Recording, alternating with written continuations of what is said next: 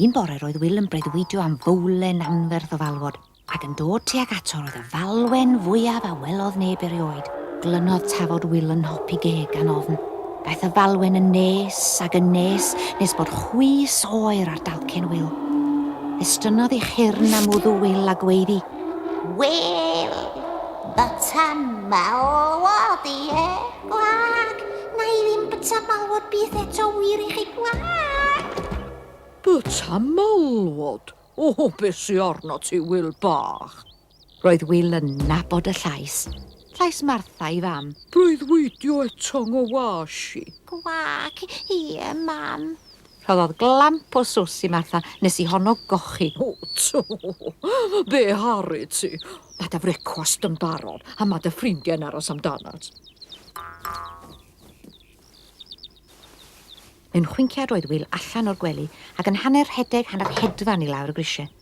Wil Cwac bach, byta dy frecwast? Llwciodd Wil i iwd gwenyn merch a rhithro allan. Diolch, mam. Bore da'n had. Yw? Siw! O, ras am y Dafydd. Siw! Aros dy'r cwac bach drwg. Pan edrychodd Wil nôl trwy'r ffenest, gwelodd ei dad o dan gwmwl o bupur. Helo, hogia. Am y cynta i'r goedwig. Ac i ffwrdd â nhw.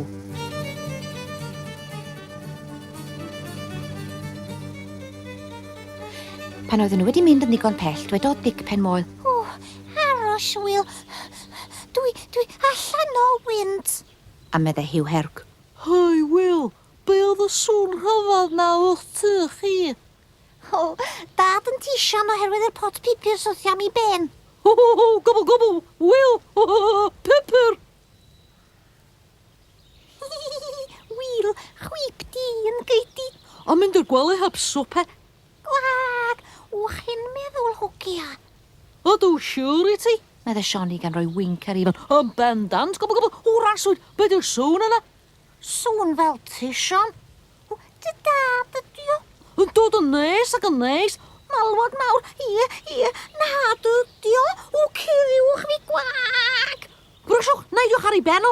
Gweiddodd Sioni ac mewn chwinciad yna nhw gyd yn neidio ar Wil a'i guddio. Yna clywodd pawb.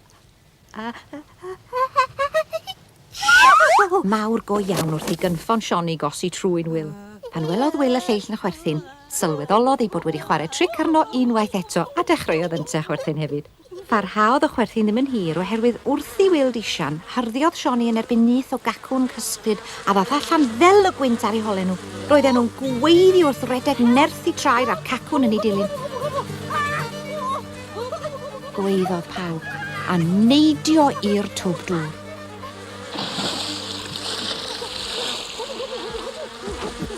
Daeth Martha I weld beth oedd ystyr yr holl sŵn, ond y cyfan a fedrai hi a Hwmffra wneud oedd edrych allan trwy'r ffenest. O'r diwedd blinodd y cacwn a mynd. Daeth Martha a Hwmffra allan i'r buarth. Ond gan fod golwg mor ddiflas ar y pump, fedrai Hwmffra ddim roi cweir I Wil. Roedd yn rhaid i'r pump sefyll I tro dan y pwmp a rhoddodd Martha ffisig iddyn nhw.